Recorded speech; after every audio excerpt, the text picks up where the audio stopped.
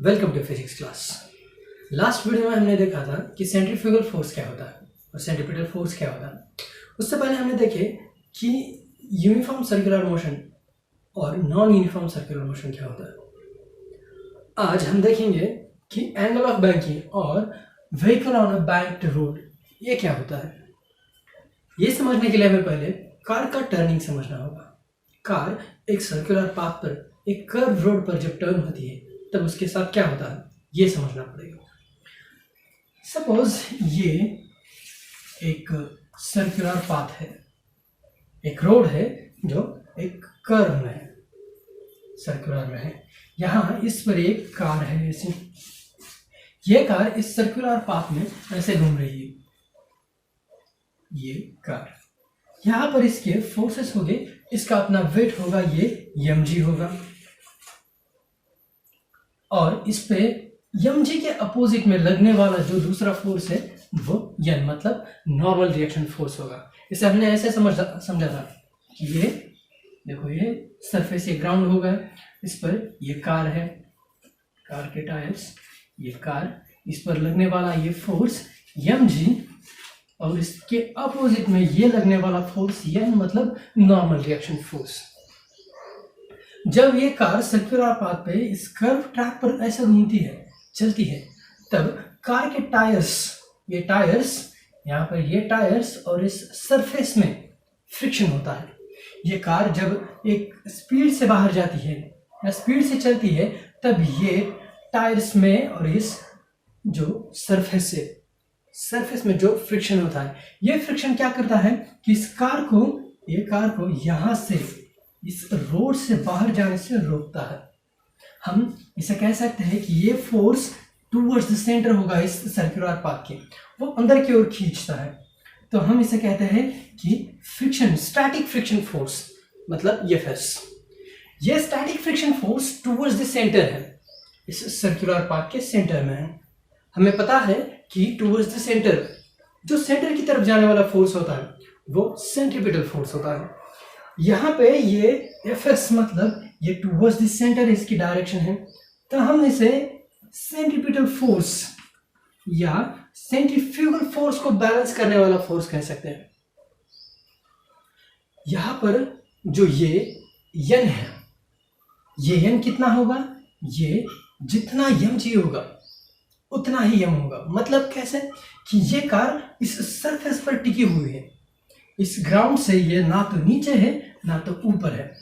अगर n की value mg से ज्यादा होगी तो कार हवा में होगी, इस सरफेस से ऊपर होगी, और mg की वैल्यू n से ज्यादा होगी तो कार इस प्लेन के अंदर होगी, ग्राउंड के अंदर। लेकिन कार यहाँ पर सरफेस पे खड़ी है, इसका मतलब ये नॉर्मल रिएक्शन फोर्स mg के इक्वल है। तो हम इसे कह सकते हैं कि n is equal to mg। और ये स्टैटिक फ्रिक्शन फोर्स जो कि सेंट्रीपिटल फोर्स है, हम कह सकते हैं उसे कि सेंट्रीपिटल फोर्स है। तो इसे हम लिख सकते हैं Fs is equal to mv square by r, mv square by r। ये होगा स्टैटिक फ्रिक्शन फोर्स। ये स्टैटिक फ्रिक्शन फोर्स क्या करता है कि कार को बाहर जाने से रोकता है। जो फ्रिक्शन मतलब ये फ्रिक्शन टायर्स और उस सरफेस के बीच में होने वाला घर्षण जो घिसती है कार, जब कोई टर्न लेता है तो कार के टायर घिसते हैं रोड पर, वो घिसना मतलब फ्रिक्शन होता है, उसे हम फ्रिक्शन फोर्स कहते हैं। अब ये कार जब ऐसे इस रोड पे कर्व पाथ में चलना चाहेगी, स्पीड में चलना चाहिए, तो क्या होगा कि ये फ्रिक्शन फोर्स इसे रोके रखेगा, बाहर जाने से रोकेगा। बाहर की तरफ कौन सा फोर्स होगा, ये होगा सेंट्रीफ्यूगल फोर्स। ये सेंट्रीफ्यूगल फोर्स को बैलेंस करता है। इसे या तो सेंट्रीपिटल फोर्स कहते हैं या तो सेंट्रीफ्यूगल फोर्स को बैलेंस करने वाला फोर्स कहेंगे। अब यहाँ पे ये जो स्टैटिक फ्रिक्शन फोर्स है, इसकी मैक्सिमम वैल्यू क्या होगी, ये मैक्सिमम वैल्यू होगी static friction force is equal to mu S into ये नॉर्मल रिएक्शन वाला फोर्स, ये नॉर्मल रिएक्शन फोर्स। अब यहाँ पे ये म्यू एस क्या है, ये म्यू एस होगा कोएफिशिएंट ऑफ फ्रिक्शन। ये फ्रिक्शन का कोएफिशिएंट होगा। अब ये एफएस की वैल्यू, स्टैटिक फ्रिक्शन फोर्स की वैल्यू क्या है, M V square by R is equal to mu S into N है। तो एन क्या होगा, ये एम जी होगा। अब सिंपल हम mu S is equal to क्या लिखेंगे, M V square by R into ये एम जी, यहां से एम एम कैंसिल और सिंपली म्यू एस की वैल्यू होगी V square by R G. यहां पर हमें ये वी स्क्वायर मिल रहा है, V square is equal to क्या होगा, जो वी स्क्वायर ये एफ मैक्सिमम की वैल्यू है, मैक्सिमम स्टैटिक फ्रिक्शन फोर्स, इसकी वैल्यू होगी म्यू एस इंटू एन। अब यहां पर ये वी स्क्वायर होगा, ये कैसा होगा, ये होगा मैक्सिमम, मतलब मैक्सिमम स्पीड होगी, ये मैक्सिमम स्पीड क्या होगी, ये आर जी यहां गया तो ये होगा म्यू एस आर जी। और सिंपल हम इसे कहें तो ये होगा v is equal to under root mu S into R G. ये होगी मैक्सिमम स्पीड की वैल्यू, मगर कब, जब ये रोड हॉरिजॉन्टल होगा, सिंपल प्लेन रोड होगा लेकिन कर्व लाइन में होगा। यहां पर हमने ये वैल्यू याद कर ली है कि v max is equal to under root mu S R G. लेकिन हमने जब ट्रैवल करते वक्त हमने हाईवेज पे देखा है कि अगर कोई एक टर्न हो तो टर्न कैसे होते हैं, फास्ट वाला टर्न हो या छोटा सा टर्न हो, वो टर्न कैसे होता है कि यहाँ पर जो हाईवे पर होने वाले टर्न है वो एक साइड से ऊपर गया हुआ था, ऐसे ये टर्न ये एक साइड से ऊपर होता है और एक साइड से नीचे होता है रोड। ये ऐसा क्यों करता है, इसे कहते हैं कि ये रोड का एक साइड से ऊपर उठाना, मतलब उसे बैंकिंग दे रहा, बैंक करना, एक साइड को ऊपर उठाना मतलब बैंक देना होता है। हम ऐसा क्यों करते हैं, अगर यहां पर हम ये देखें वैल्यू v max की, मैक्सिमम स्पीड की, अगर इससे वेलोसिटी, स्पीड अगर इससे बढ़ गई तो क्या होगा, ये जो फ्रिक्शन फोर्स है ये कुछ यहाँ पर कर नहीं पाएगा, ये कार यहाँ से स्लाइड होकर बाहर जाएगी, ये फ्रिक्शन उसे रोकने का काम नहीं करेगा। जब हम हाईवेज पे होते हैं तब नॉर्मली स्पीड ज़्यादा ही होती है, लो स्पीड में कार नहीं चलती या कोई गाड़ी नहीं चलती वहाँ पर। तो अगर हमें हाईवे पर चलना है तो स्पीड ज़्यादा होगी, अगर ज़्यादा स्पीड में टर्न लेना है तो हमें रोड में कुछ बदलाव करने पड़ेंगे। ये सिंपल वाला रोड रख के नहीं चलेगा, अगर हम ऐसे रखेंगे तो क्या होगी, ये जो व्हीकल है ये बैरिकेड को पार करके बाहर निकल जाएगी। इसीलिए हमें क्या करना पड़ेगा कि ये जो एंगल है, ये साइड है, इसे ऊपर उठाना पड़ेगा जब हम हाईवे पे ट्रैवल करते हैं। अब यहाँ पे हमने देखा कि ये कार है, ये पहले हमारा एक प्लेन सरफेस था, जो कार हमारी चल रही थी वो इस हॉरिजॉन्टल प्लेन पर चल रही थी। अब जब स्पीड ज़्यादा बढ़ गया है, कार की स्पीड बढ़ गई है और ये कर्व है, ये रोड कर्व है, हमें कार को उस रोड से बाहर जाने से रोकना है और कार की स्पीड भी बढ़ानी है। तो हम क्या करेंगे कि इस रोड की इस साइड को यहां से थोड़ा ऊपर उठा देंगे, तो ये रोड ऐसे होगा, ये थीटा एंगल से हमने बढ़ा दिया, ये रोड ऐसा होगा। तो हम जो यहाँ पर थे, जो यहाँ पर गाड़ी थी, जो कार थी, वो सपोज यहाँ आ गई ऐसे, ये कार ऐसी होगी। अब इस पे लगने वाला जो फोर्स यहाँ पर जो था mg, वो उसका वेट यहाँ पर भी होगा, ये mg। अब जब ये नॉर्मल फोर्स यहाँ पे इस सरफेस को नॉर्मल था, मतलब परपेंडिकुलर था, वो भी यहाँ परपेंडिकुलर होगा, लेकिन ये सरफेस को होगा इस। अब ये सरफेस थोड़ा सा एंगल में बदल गया है तो नॉर्मल फोर्स की भी डायरेक्शन थोड़ी सी बदलेगी, ये ऐसा होगा, एक नॉर्मल यंग फोर्स होगा। अब हम इस नॉर्मल फोर्स को हमारे सिंप्लीफिकेशन के लिए बांट दें, अगर दोनों दो कंपोनेंट में बांट दें इससे, तो ये ऊपर वाला कंपोनेंट होगा इसका, ये n cos थीटा होगा, और ये दूसरा कंपोनेंट होगा, ये इस साइड में ये होगा n sin थीटा। अब यहां पे देखें तो ये n sin थीटा क्या है, ये टूवर्ड्स द सेंटर है, इस सेंटर की तरफ जाने वाला नॉर्मल रिएक्शन फोर्स है, और ये mg को बैलेंस करने वाला n cos थीटा, मतलब ये mg को बैलेंस करने वाला नॉर्मल रिएक्शन फोर्स है। यहां पर ये n sin थीटा ये सेंट्रीपिटल फोर्स होगा टुवर्ड्स दी सेंटर, ये टुवर्ड्स दी सेंटर, मतलब ये फोर्स ये यहाँ पर जो आउटवर्ड साइड होगा, सेंटर से आउटवर्ड होगा, वो सेंट्रीफ्यूगल फोर्स होगा, उसको बैलेंस करेगा। इसकी वैल्यू m v²/r होती है, जो कि सेंट्रीपिटल फोर्स की भी होती है। अब हम यहाँ पर देखें तो ये होगा n sin theta is equal to m v²/r, equation first one. और ये दूसरा देखें जो n cos थीटा है, ये n cos थीटा mg को बैलेंस करता है, मतलब जो ये कार है ये ना तो इस सरफेस से नीचे जाती है ना तो हवा में ऊपर जाती है, ये सरफेस पर बनी रहती है। इसे सरफेस पर इस प्लेन पर, इस सरफेस पर बने रहने के लिए इस n cos थीटा की वैल्यू जितनी mg की है उतनी ही होनी पड़ेगी, मतलब ये होगा n cos theta is equal to mg। अगर हम फर्स्ट इक्वेशन को सेकंड से डिवाइड करें तो ये आएगा n sin theta divided by n cos theta is equal to mv²r into mg।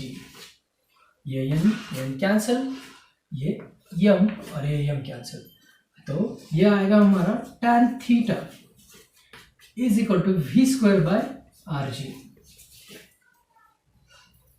अब यहाँ पे ये जो tan थीटा है ये आया हुआ हमारा, ये होगा एंगल, ये बैंकिंग का एंगल होगा, जो कि हमने यहाँ पे ये रोड यहाँ जो ऊपर उठाया है, इस ऊपर उठाने के लिए ये जो थीटा बनता है, इस थीटा की वैल्यू हम यहाँ से लेते हैं। ये theta is equal to tan inverse into v²/rg, ये होगा बैंकिंग ऑफ एंगल और एंगल ऑफ बैंकिंग। अब यही से हम देखें तो जब कार घूमती है तो कार को इस ट्रैक पर चलने के लिए एक सेफ स्पीड होनी चाहिए, एक स्पीड लिमिट होनी चाहिए। उस स्पीड की लिमिट को हम बता सकते हैं कि हमारा इक्वेशन है ये tan theta which is equal to v²/rg। अगर हम इसे ऐसे लिखें, v² is equal to rg tan theta, और v maximum is equal to √rg tan theta. ये होगी हमारी मैक्सिमम स्पीड की। अब यहां पे हमें सिर्फ दो वैल्यू याद रखनी है, ये तो ये v मैक्सिमम जो कि मैक्सिमम स्पीड होगी, और दूसरी ये tan theta is equal to v²/rg। ये दो इंपॉर्टेंट है हमारे आगे के डेरिवेशन के लिए, इसे हम याद करके रख लेते हैं। अगर समझो हम एक सीधे रोड पर चल रहे हैं जो कि जिसे एंगल नहीं दिया हुआ, जिसे बैंकिंग ना किया गया हो, जो सिर्फ एक स्ट्रेट लाइन में, मतलब जो कर्व हुआ हो, तब क्या होगा कि अब जब हमने ये v मैक्सिमम स्पीड देखी है तो ये होगी √rg tan थीटा। लेकिन जब हम देखेंगे कि ये प्लेन ऐसा रोड था, ये रोड जब ऐसा था तब इस पे ये कार इस सर्कुलर पाथ में घूम रही। जब कोई कार एक सरफेस पे हो, हॉरिजॉन्टल सरफेस पे, जिसे कोई एंगल ना दिया गया हो, जो कि हाईवे पर ना होते हैं, जो हमारे सीधे साधे एक गलियों के रोड में होते हैं, कि जो सिंपल होते हैं।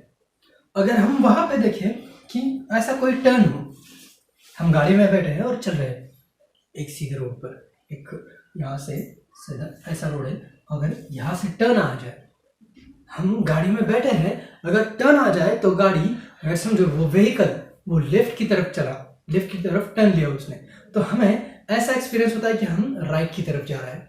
मतलब ये कार यहाँ जा रही है तो हम यहाँ राइट की तरफ मुड़े हैं। ये क्यों होता है? ये फोर्स, जब कार यहाँ जा रही है, लेफ्ट की तरफ टर्न कर रही है, तो हम पर जो लगने वाला सेंट्रीफ्यूगल फोर्स है वो राइट की तरफ होगा।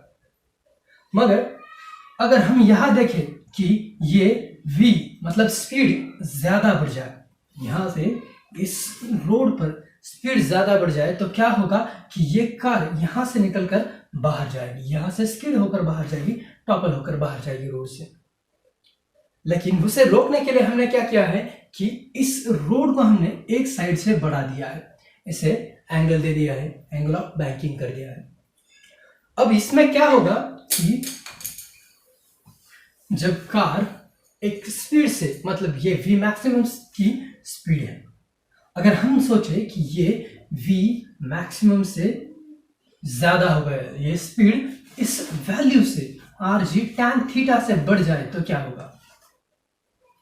अगर इस स्पीड की वैल्यू rg tan थीटा से बढ़ जाए, तो हम उस कर्व पर, उस रोड पर हम एक स्पीड से ज्यादा स्पीड चले जाएंगे।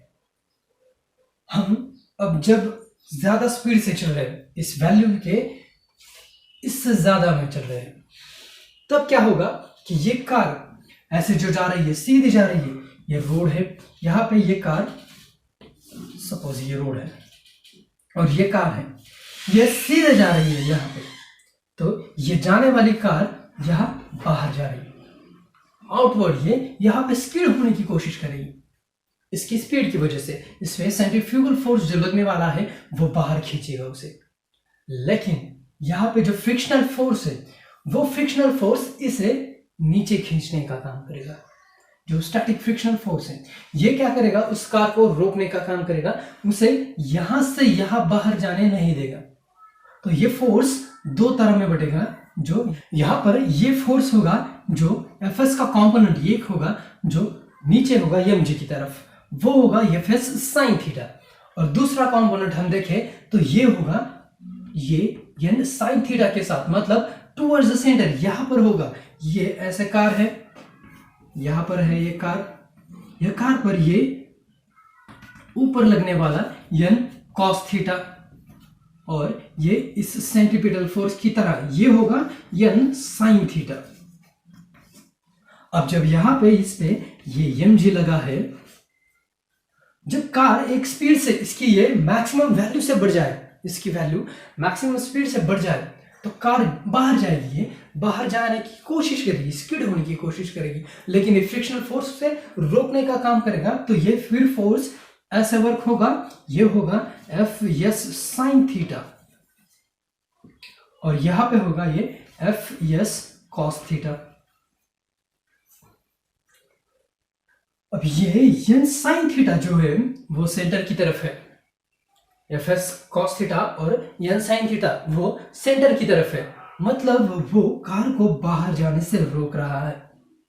अब कार को बाहर की तरफ खींचने वाला फोर्स कौन सा है? ये होगा सेंट्रीफ्यूगल फोर्स, जिसकी वैल्यू है mv²/r। अब हम जब यहां पे देखें तो हम कह सकते हैं कि ये वैल्यूज ऐसे लिखी जाएगी, मतलब हम इसे, ये होगा n cos थीटा, ये n cos थीटा कितना होगा कि ये mg और f sin थीटा, इनका सम होगा। मतलब हम इसे ऐसा लिख सकते हैं कि n cos theta is equal to mg plus ये f sin थीटा। मतलब इसे हम mg इज इक्वल टू, इसे हम n cos theta minus Fs sin theta ऐसे लिख सकते हैं। ये हुआ फर्स्ट हमारा mg। एम जी का फोर्स, एम जी पर लगने वाला फोर्स नीचे डाउनवर्ड एन कॉस थीटा, ये जो नॉर्मल कंपोनेंट है उसका। अब हम जब देखेंगे कि एन साइन थीटा ये टूवर्ड्स दिस सेंटर है, मतलब सेंटीमीटर फोर्स है, ये किसके बराबर होगा कि सेंट्रीफ्यूगल फोर्स को बैलेंस करता है। अब जब यहां पे हम देखें कि M V square by R, यहां दो फोर्स है, एक तो ये स्टैटिक फ्रिक्शनल फोर्स और दूसरा है ये नॉर्मल रिएक्शन फोर्स।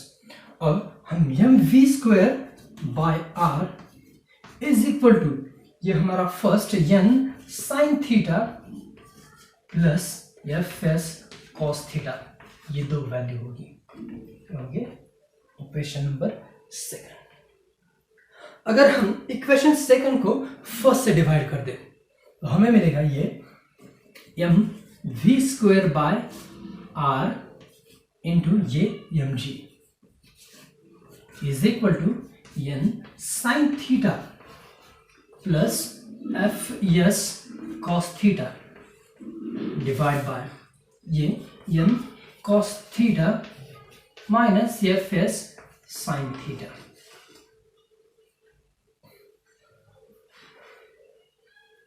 यहां पे ये यम और ये यम कैंसिल हो जाएगा, फिर ये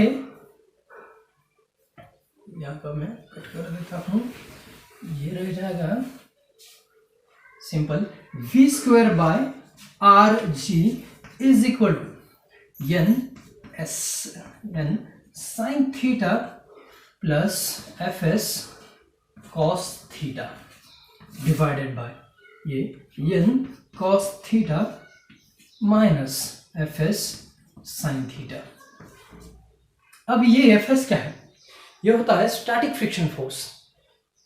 अब मैक्सिमम हम देख रहे हैं कि ये स्पीड क्या है कि इस वैल्यू से ज्यादा है, मैक्सिमम स्पीड के लिए दिख रहा है। अब यहाँ पे ये एफ एस की वैल्यू हमें पता है कि ये F S maximum frictional force ये होता है म्यू एस इंटू एन। इसकी वैल्यू हम यहां पे पुट कर दे तो ये होगा एन साइन थीटा प्लस ये mu S into N cos theta divide by N cos theta minus ये होगी एफ एस की value mu S sine theta.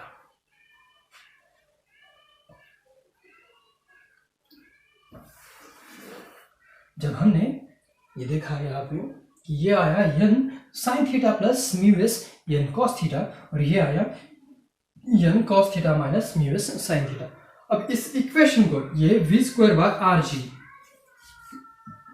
ये V square by R G is equal to है।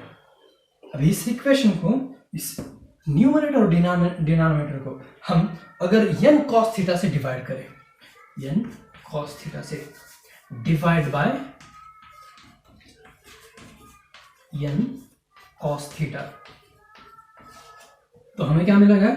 ये होगा V square by R G is equal to ये होगा N sine theta divided by N cos theta plus ये mu S N cos theta by N cos theta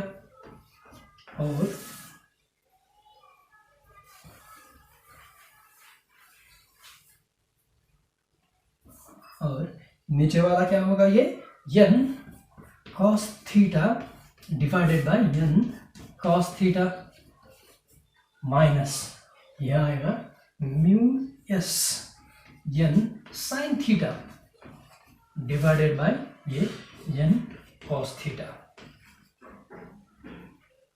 अब ये V square by R G is equal to N sine theta divided by N cos theta plus mu S N cos theta divided by N cos theta. तो यहाँ पे ये N cos theta और ये N cos theta ये cancel हो जाएगा। अब यहाँ पे भी ये एन कॉस थीटा ये एन कॉस थीटा कैंसिल हो जाएगा। अब हमारे पास रह क्या गया? ये एन कैंसिल हो गया, इसमें भी ये एन कैंसिल हो गया। अब sign theta by cos theta ये होता है टैन थीटा। प्लस ये म्यू एस डिवाइडेड बाय, ये पूरा कैंसिल हो गया, मतलब ये हो गया 1 माइनस ये म्यू एस और ये sine theta by cos theta मतलब tan थीटा। हमारी वैल्यू होगी v square is equal to R G in bracket, ये होगी tan theta plus mu S divided by 1 minus mu S tan theta. ये होगी v square is equal to R G in bracket tan theta plus mu S divided by 1 minus mu S tan theta. अगर हम इसको v, ये value होगी are G tan theta से, मतलब maximum speed से ज्यादा, तो ये होगी v मैक्सिमम, ये मैक्सिमम लिमिट है कि हम कार को अगर हाई स्पीड से इस टर्न पे ले जा रहे हो तो क्या होगा। तो ये वैल्यू हमें मिलेगी इज इक्वल टू, ये होगा under root R G in bracket, ये होगा tan theta plus mu S divided by 1 minus mu S tan theta. ये होगा मैक्सिमम स्पीड का इक्वेशन।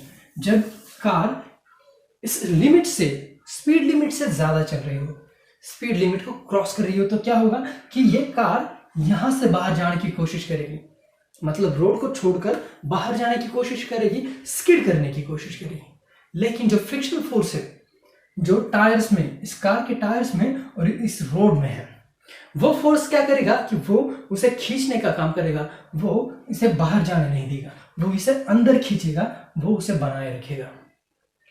और दूसरा जो नॉर्मल फोर्स है वो क्या करेगा कि वो सेंट्रीफ्यूगल फोर्स को बैलेंस करेगा। अगर हम देखें यहाँ पे तो क्या होगा कि ये कार ऐसे हाई स्पीड पर चल रही है, जब इसकी स्पीड ज्यादा होगी तो ये कार यहाँ पर खड़ी है, यहाँ पर चल रही है इस साइड पर, तो यहाँ से यहाँ तक जाएगी। मगर जब ये यहाँ से यहाँ तक जाएगी तो ये फ्रिक्शन फोर्स, ये फ्रिक्शनल स्टैटिक फ्रिक्शनल फोर्स है, वो इसे डाउनवर्ड और टुवर्ड सेंटर खींचेगा। तो कार बाहर जाने से, मतलब यहां से टॉपल होकर बाहर जाने से रुक जाएगी, हम सेफ स्पीड में यहां से निकल कर जाएंगे। ये तो हमने देखा कि जब कार इसकी मैक्सिमम स्पीड से ज्यादा चलती है तब क्या होता है। अब हम दूसरा केस देखेंगे कि जब कार की स्पीड इससे कम हो, जो सेफ लिमिट स्पीड है, जो ये सेफ लिमिट है स्पीड का, जो सेफ लिमिट है उससे अगर कार कम स्पीड पर चले, एकदम स्लो चले, तो क्या होगा। हमने देखा कि जब कार हाई स्पीड पर चल रही है, इस सेफ्टी लिमिट से ज्यादा चल रही है, तो क्या होता है कि फ्रिक्शन फोर्स उसे बाहर जाने से रोकता है। ये फ्रिक्शन फोर्स उतना ही बढ़ता है जब जितना इसका स्पीड बढ़ेगा। ये फर्स्ट केस में हमने देखा कि जब स्पीड लिमिट से ज्यादा बढ़ रही है। अब हम सेकंड केस देखेंगे कि ये v की वैल्यू, मतलब स्पीड हमारा अगर इस वैल्यू से कम हो तो ये आर जी tan थीटा है, ये सेफ्टी स्पीड है कार का इस ट्रैक पर घूमने का। अगर हम यहाँ पे देखें तो ये ट्रैक कैसा है, ये होगा एक हमारा रोड, ये एंगल, ये होगा थीटा। अब यहाँ पे ये जो कार है, ये कार एक इस वैल्यू से कम में, मतलब जो सेफ्टी स्पीड है उससे कम में चल रही है, तो इसमें लगने वाले फोर्सेस सब बाकी ये सेम होगी। ये होगा mg और ये इस पर परपेंडिकुलर, इस सरफेस पर नॉर्मल, ये होगा n फोर्स, मतलब नॉर्मल रिएक्शन फोर्स। और इसके दो कंपोनेंट, ये ऊपर की तरफ होगा n cos थीटा और टुवर्ड्स द सेंटर ये होगा n sin थीटा। जब फर्स्ट केस में हमने देखा था तो क्या हुआ था कि इस कार की स्पीड सेफ्टी लिमिट स्पीड से ज्यादा थी, मतलब ये कार तेजी से चल रही थी। जब इसकी स्पीड ज्यादा थी तो कार आउटवर्ड जा रही थी, बाहर की तरफ स्किड हो रही थी, यहां से यहां तक इस बैरिकेड की तरफ, यहां से यहां तक जा रही थी। अब इसकी स्पीड कम है, जब स्पीड कम हो तो ये कार बाहर नहीं जाएगी, ये कार यहां से नीचे जाने की कोशिश करेगी। अब पहले केस की तरह उल्टा है। यहाँ पे पहले केस में ये कार बाहर की तरफ स्किड हो रही थी, फिर बाहर की तरफ मूव हो रही थी, और उस पर लगने वाला फोर्स जो फ्रिक्शनल फोर्स था, स्टैटिक फ्रिक्शनल फोर्स, वो अंदर की तरफ था और नीचे था। अब यहां पर क्या है कि इसकी वैल्यू जो सेफ्टी लिमिट स्पीड से है वो कम है। कार एकदम धीरे से चल रही है ट्रैक पर।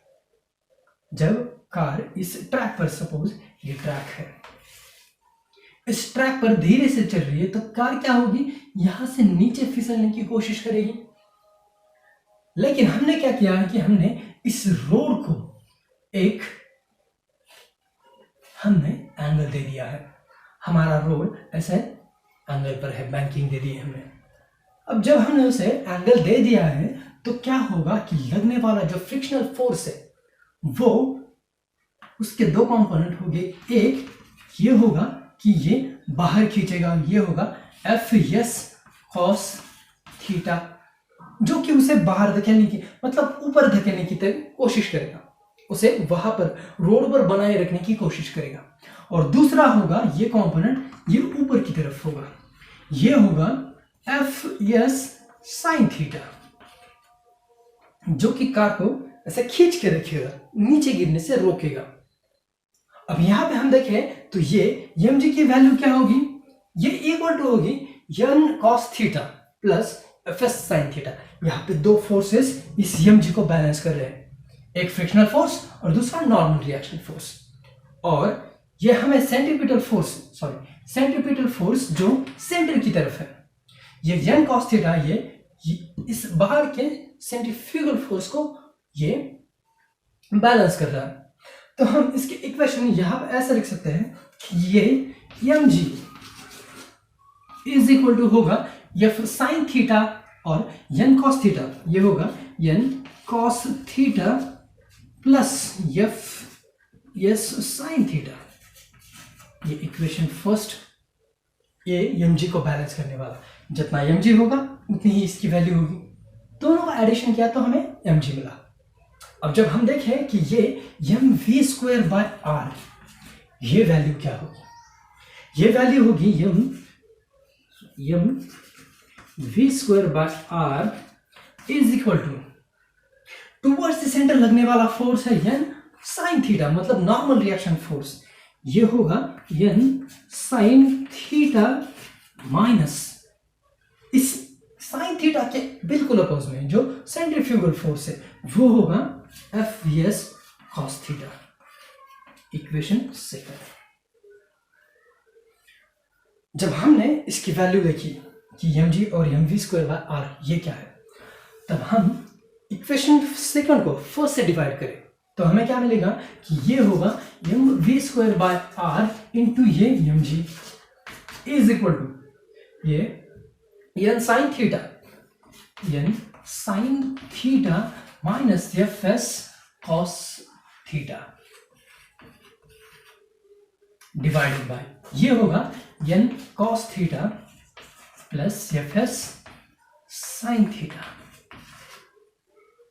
ये यहां से कैंसिल होगा, तो हमारी वैल्यू आएगी इस तरफ की आएगी v²/rg। हमने यहां पे देखा है ये Fs की value, Fs means static frictional force, इसकी मैक्सिमम वैल्यू होती है, हमने इससे पहले भी देखा है कि Fs is equal to μs into n। तो हम यहां पे लिख सकते हैं कि n sin थीटा माइनस ये μs into n cos theta divided by ये n cos थीटा प्लस ये μs n sin थीटा। अब यहां पे इस इक्वेशन के राइट हैंड साइड को हम इस पूरे पार्ट को, इस न्यूमरेटर और डिनोमिनेटर को हम डिवाइड करें डिवाइडिंग बाय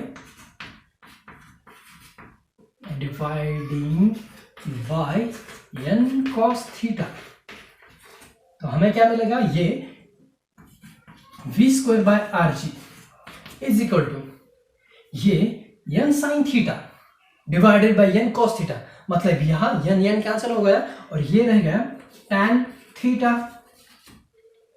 यहां पे ये tan थीटा होगा माइनस ये mu S n cos theta, और ये n कॉस थीटा कैंसिल होगा, मतलब ये होगा म्यू एस डिवाइडेड बाय ये आएगा n cos थीटा, और हम n cos थीटा से डिवाइड कर रहे हैं तो इसकी वैल्यू 1 आएगी, प्लस म्यू एस ये होगा mu S into sine theta, n sine theta bye n cos theta, तो ये होगा tan थीटा।